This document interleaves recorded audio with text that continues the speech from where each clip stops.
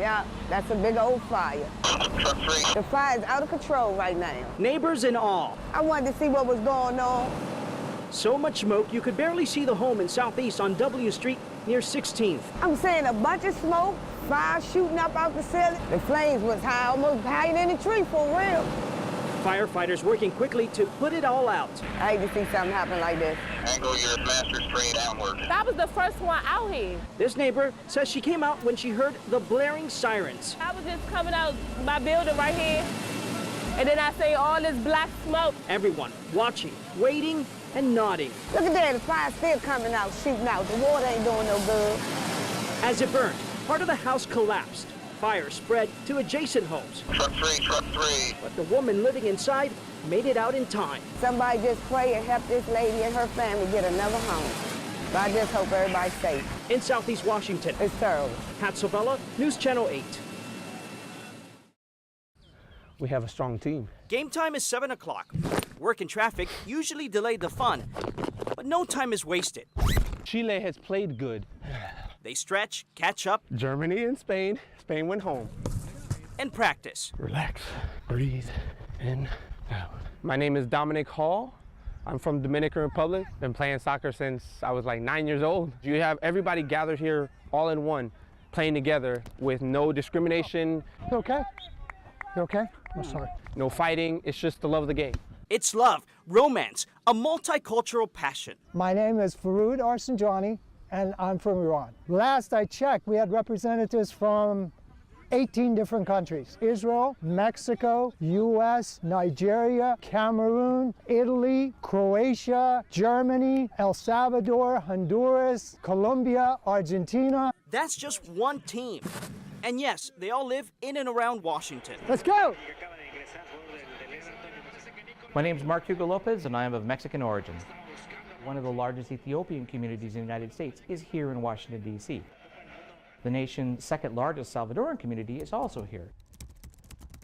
Lopez works for Pew Research. They constantly crunch numbers and look at demographic trends. And Washington has attracted immigrants from around the world partly because of its universities, partly because of the presence of organizations like the World Bank. Germany or Brazil, one of the two. Back at the Maryland Soccerplex, Be ourselves, man. Be how we know how to play. the game's second half is about to start. My name is Bill Amick. I'm from the United States. Making fun of each other, cheering each other on, getting better. Take it, take it, take it, don't let him shoot it! My name is Bryce Fomenye. I'm from Cameroon. It's like a second religion in Cameroon. Stadium lights are brighter. And the fans a bit rowdier.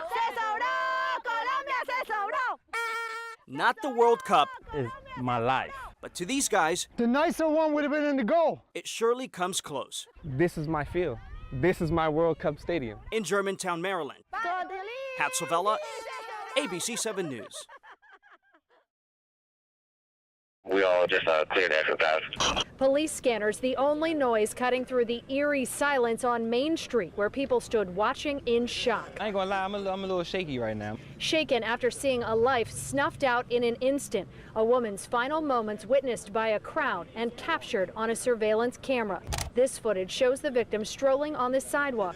Seconds later, as she crosses the street, it's over. A turning bus, the last thing she saw. The woman fell, went under the bus, and was dragged approximately 20 feet. First time man was running there screaming. I said, hey, hey, hey, hey. Just knocking on the bus, telling them back up, back up.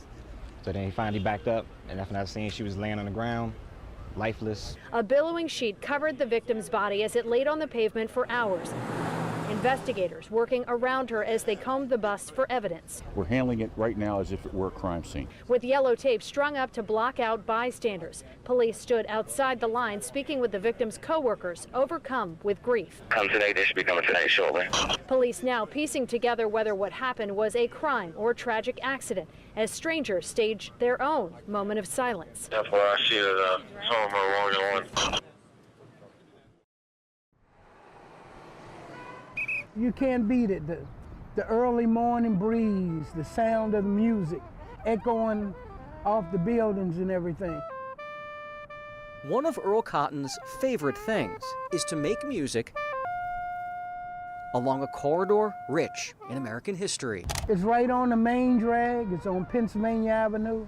which Pennsylvania Avenue leads right to the Capitol. Inspired by scenery, it looks like a castle right in the heart of D.C., and it's beautiful. Cotton has been playing in the shadow of one of Washington's treasured landmarks for years. When I look at the tower, I think of history. You know, the history of Benjamin Franklin, the old post office. Ben Franklin's steady resolve welcomes visitors who stroll by the old post office. It was built to be the headquarters of the old post office. Visitors like Lori Savage and her family. We were walking around the corner and just astonished at the detail. This stunning structure, completed in 1899, was the city's first skyscraper. It remains its third tallest building. Unbelievable building. Granite walls, 5 feet thick, support a clock tower that soars 315 feet into the sky. It's just an awe-inspiring building. It's huge, it's gorgeous. The observation deck offers jaw-dropping panoramic views of a Capitol rarely seen from this perspective. We heard it was a great site. Zach Savage and his dad Brian. It's a really cool building, yep. Are like so many fathers and sons before them. What are some of the details you like about the building? They're enjoying a majestic place that has kept a watchful eye over a city that watches over a nation. Looks really cool. I'd like to see the inside of it. But he cannot go in due to an ever-changing financial landscape. I think it's a lovely building, and I am sorry that it is being closed. You see, the old post office was closed earlier this month to visitors. This student tour is the last time the general public will enjoy this magnificent space. In 2 years, it will reopen with the same facade, but an entirely new identity. It's being transformed into a luxury hotel, complete with fine dining and upscale shops, by none other than Donald Trump. He's paying $200 million to the federal government for a 60-year lease. I think he's kind of overstepping. Amanda Hickman does not want a 115-year-old national treasure turned over to Trump. This is D.C. I mean, these are national, historic landmarks, and it's going to be a shame that people like us, everybody walking around won't be able to go upstairs and look at the city. To understand why such drastic measures are being taken, we have to turn back the clock some 80 years. This architectural gem barely survived the 20th century. The post office moved out in the 1930s to be replaced by various federal offices. The building was deemed obsolete in the 60s, almost demolished in the 70s. Now federal officials say it's simply too expensive to return this statuesque structure to its glory. It'll preserve it for a long time to come. Lori Savage is in step with federal officials. They believe this massive makeover preserves a cherished piece of history while saving taxpayers millions. Well, it certainly beats tearing it down. That would have been a shame. I don't think you can do anything to make it better than what it is now. If Earl Cotton could, he would play a lullaby for an old building surrounded by more than a century of memories that to be saved must be fundamentally changed. Jay Korf, News Channel 8.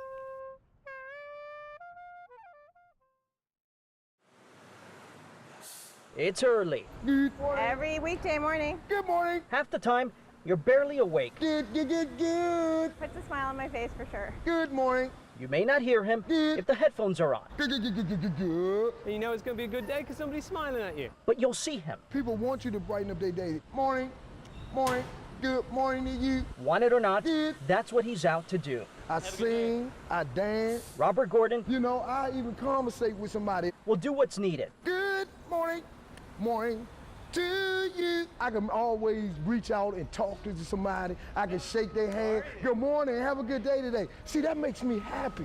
He doesn't stop. Good morning. From 6 to 10 a.m. How you doing today? Have a good day today. Good morning, guy. Have a good day today. Good morning. As long as I see them smiles, man, I love these smiles. Good morning. Have a great day today. Almost 7 days a week. But not Saturday and Sunday. It's Terrific Tuesday. Okay, so maybe he gets a break. Good morning. How are you today? But when he's on... Morning. Good morning to you. Good morning, everybody. He's on. How are you today? Hey, wonderful person. It's Terrific Tuesday. I just love people. Have a great day today. Good to see you, though. Yes, he admits it's about customer service. Express. But there's more. You want to keep the customer happy. You know what I'm saying? You don't want to be you know, all grumpy and all that. Who gonna want to get him? Oh, good morning. Good morning. How are you today? Always a pleasure to see you, though, guy. Get it. Morning, people. Good. I believe you gotta love what you do. That energy, he says, Hey, wonderful person. Always a pleasure to see you. comes from God. See, you try to get them to smile. Good morning. Good morning. Because a smile changes things. That's what I believe. Not a surprise. This is a guy who always wanted to be a comedian. Everybody smiles when they see him. Good morning. Good. Not a bad stand-up from a standout. Good morning. Good morning. Have a good day today. Whose lines seem to be working. Good. Good morning. Have a good day today. It's great to see people doing something like that and taking the time out of the day to welcome people. Have a great day today. One metro station at a time. It's very unusual in Washington to have that kind of attitude, so it's very nice. Good to see you, I tell you that. In Arlington, Virginia. Good morning. Good. Pat Sovella. Good morning. News Channel 8. Have a great day today. Slow and steady on this stretch of Wisconsin Avenue today. The sidewalk, a mix of ice, snow, and slush. Treacherous enough, some were inching along. Many side streets were still completely covered. They're pretty rough. It's still pretty icy, a lot of slush. Nothing's been cleared yet, so it's been a tough walk. They're pretty icy and slick. Others abandoned the sidewalk altogether, figuring it was safer to share the road with cars. I'm worried about a number of things. I mean, first of all, my feet are gonna get wet and I don't want to fall down. For the most part, the roads are in pretty good shape, but the sidewalks can be clear. They can be a sheet of ice. Or over here, it's not even clear where the sidewalk is or where the road is. With the sun out and the snow stopped, there was plenty of sidewalk clearing going on. It's slow, back-breaking work, but someone's got to do it. A lot of work. Joshua Loria is out shoveling, but not at his own home. He's one of dozens of volunteers working with Serve DC to dig out the homes of seniors. About 175 seniors like Wilma Wilson so far. This is the first time a volunteer has come to this store to shovel snow. It's a beautiful day. People need help. These are beautiful trails. I've been training out here for a couple of years.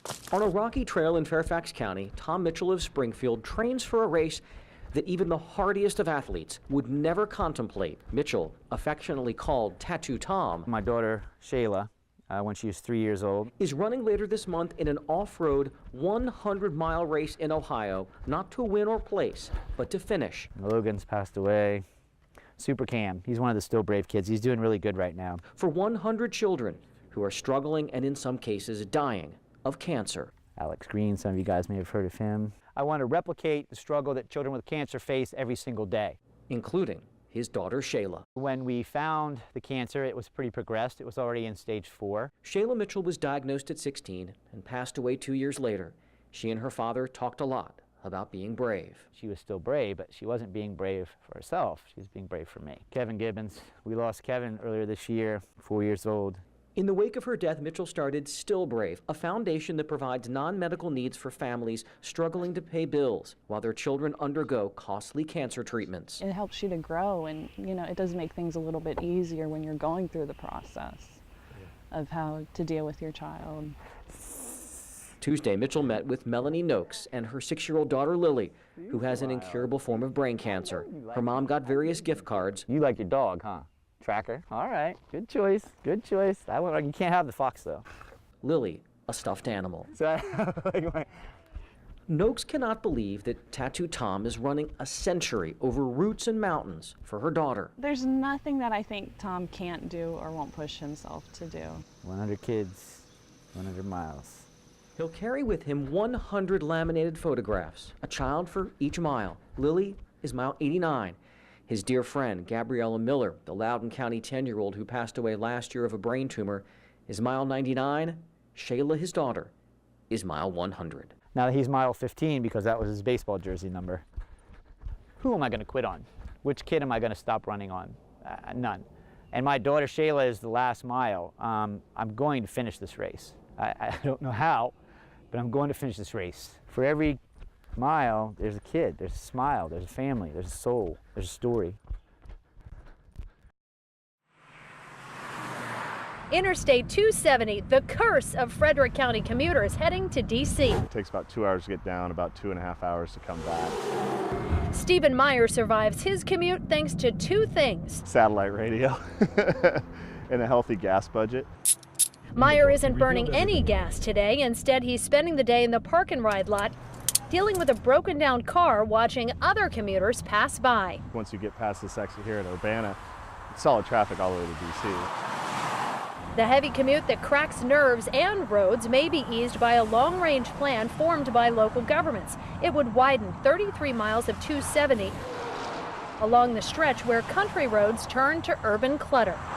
But there's another alternative that's been proposed to help ease traffic on this highway. The idea is to widen just the shoulder to give commuter buses somewhere to drive in high traffic. It's supposed to be an incentive to get people out of their cars and onto the buses. I was hoping they would start tomorrow. Sean Rote needs his car every day, so he can't even use commuter buses like this one that roll from Frederick County toward the district. But if those buses want to try the shoulder, he says more power to them. I just have to pack a lot of patience and go with the flow. Advocates of the so-called bus on shoulder plan will need patience too. So far, the Maryland Department of Transportation has steered away from the idea, but the long-range plan continually takes public input, so there is hope down the road. Well, the traffic's pretty jammed up. That's probably the best way to describe this busy street. It's getting worse because the traffic getting more heavy.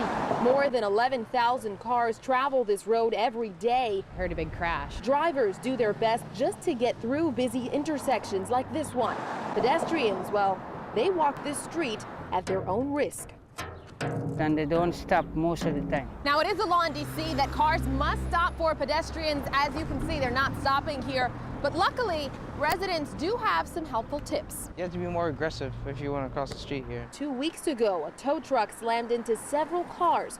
No one was injured. A driver came on Arkansas Avenue and hit the car that was parked directly behind her own. Paul and her friend started an online petition that's collected nearly 800 signatures in 2 weeks. Traffic is when you people trying to cross on the crosswalk. Since then, DDOT has painted on pedestrian crosswalks. It's like really crowded. Residents say it may not be enough. Every single day that this street isn't fixed is another day that people could undergo serious injuries or potentially lose their lives. I think they need a light. Come on, Bubba. Fielder and Garrow are certified water recovery dogs with Virginia Task Force 1's Urban Search and Rescue Team. Right. They travel the world, working high-profile cases with their handlers, Sally Dickinson and Elizabeth Kreitler. We don't look for high-profile cases. It's where we end up. And just last month, we were involved with the Hannah Graham case. It was mostly wooded areas and open fields. Sometimes a little pond. It's a good boy. Garrow and Fielder are in high demand. They're trained to find human remains underwater. Only 8 dogs in Virginia share that advanced skill, which requires years of training. They don't actually get in the water. It's all about odor detection from the surface. The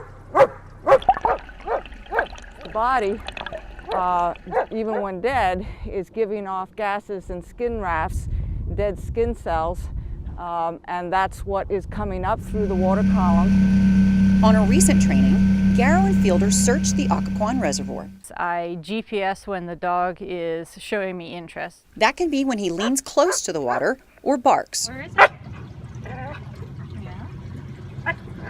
Those alerts mean the scent is strong and they're in the right vicinity. And using the marks on the GPS, as well as factoring in wind, water and air temperature, and the current, good boy, the handlers are able to pinpoint a specific area for dive teams to search. It can take these teams anywhere from hours to weeks, depending upon the size of the body of water, to narrow it down to their goal of a 30-meter square searchable grid. Good job, buddy. 10-year-old Garrow is close to retirement, but 5-year-old rescue dog Fielder has years of searching ahead of him. And after hundreds of searches over 20 years on the job, both Dickinson and Kreitler say it can be emotionally difficult. But when victims like Hannah Graham are found, it's motivation to continue. To be able to finalize that process for the family is immensely rewarding. What you got, buddy? Where is it? It's a good boy.